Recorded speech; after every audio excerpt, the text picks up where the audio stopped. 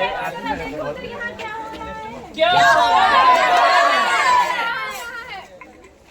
यहाँ औरतों पे अत्याचार हो रहा है।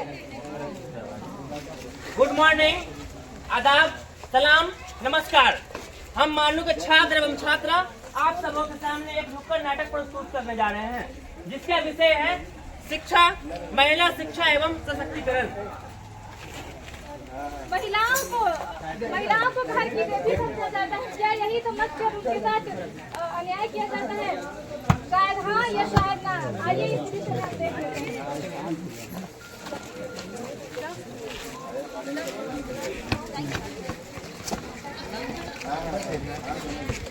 भाई हम भी फुटबॉल खेलेंगे, मैं भी फुटबॉल खेलूंगी। अरे लड़कियां फुटबॉल, ये कब से होने लगा? मैं अच्छा फुटबॉल खेलती हूँ। तुम्हारा दिमाग तो ठीक है, लड़कियां और फुटबॉल नहीं खेल सकती। जाओ यार। नहीं मुझे भी खेलना है फुटबॉल। ओ भाई, अभी हम सीखे नहीं है फुटबॉल और ये सीखने आ जाए फुटबॉल। देखो देखो, ए नाजुक कली, जाके रोटी बना, तेरे बस का नहीं है फुटबॉल खेलना। क्या आपने देखा, लड़कियां फुटबॉल नहीं खेल सकती, लड़कियां लड़कों जैसे काम नहीं कर सकती, लड़कियां मर्दों के बराबर का मर्दों के कंधा मिलाकर नहीं कर सकती। और हम समझते हैं लड़कियां घर से बाहर सुरक्षित है। तो चलिए आइए इसे भी हम देख लेते हैं।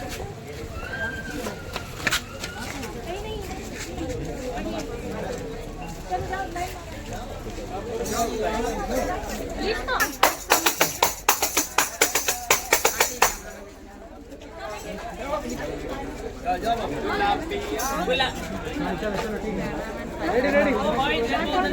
देखो गुलाबी आंखें जो तेरी देखी गुलाबी ये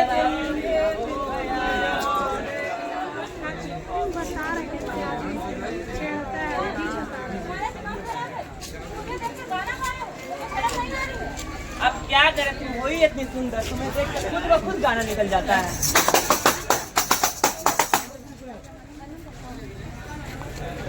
क्या आपने देखा, लड़कियां घर बाहर भी सुरक्षित नहीं है और हम सोचते हैं लड़कियों को घर में इज्जत मिल जाती होगी। तो चलिए आइए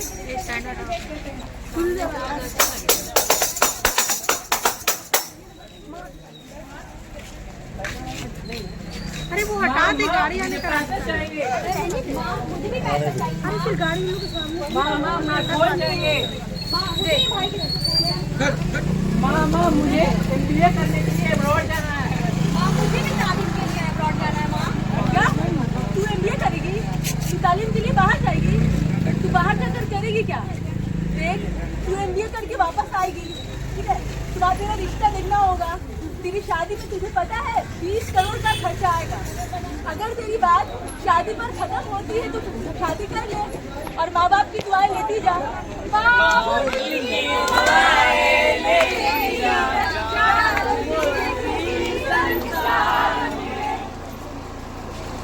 क्या आपने देखा, लड़कियां को तालीम के लिए कितना परेशानियों का सामना करना पड़ता है?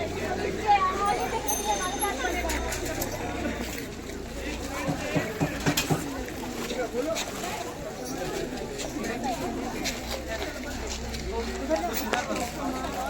बचाओ, मुझे आजादी चाहिए, बचाओ। मुझे आजादी चाहिए। हाँ, मुझे आजादी चाहिए। मुझे भी पढ़ना है, पढ़ लिख कर कुछ बनना है, ना कि खाने बैठकर रोटियां बनानी है। क्या पढ़ना है? ए लड़की, शांत रह। तुझे इस परिवार का हिस्सा बनकर रहना है तो अपनी आजादी का भीख मांगना छोड़ दे, वरना इस खानदान से बेदखल कर दिया जाएगा। मुझे भी अपनी भावनाओं को व्यक्त करने की आजादी चाहिए, आजादी चाहिए। क्या तुझे आजादी चाहिए? तू लड़की है, तुझे पढ़ने का कोई हक नहीं है। तू पढ़ने का सपना देखना छोड़ दे, तेरे घर में ही रहना ठीक है। मुझे भी पुरुषों जैसा अधिकार और सम्मान चाहिए। क्या तुम्हें आजादी चाहिए? तुम्हें बोलना है, तुम्हें बोलने की आजादी हम नहीं देते। मुझे इस रूढ़िवादी सोच से आजादी चाहिए, आजादी चाहिए। क्या तुझे आजादी चाहिए? ए लड़की, अगर तुझे समाज में रहना है तो सर झुका के रहना पड़ेगा, ना कि आजादी से। मेरे साथ ही ऐसा क्यों हो रहा है? मुझे भी पढ़ना है, पढ़ लिख कर आगे बढ़ना है ना। बाबू साहब, क्या तुझे पढ़ना है? तुझे बोलना है, तुझे बोलना है, तुझे काम करना है।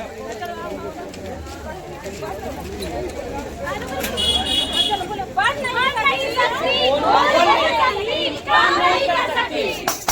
कैसा समाज है जो ना मुझे पढ़ने दे रहा, ना लिखने दे रहा, ना ही बोलने दे रहा, यहाँ तक कि किसी भी काम करने की आजादी नहीं दे रहा है।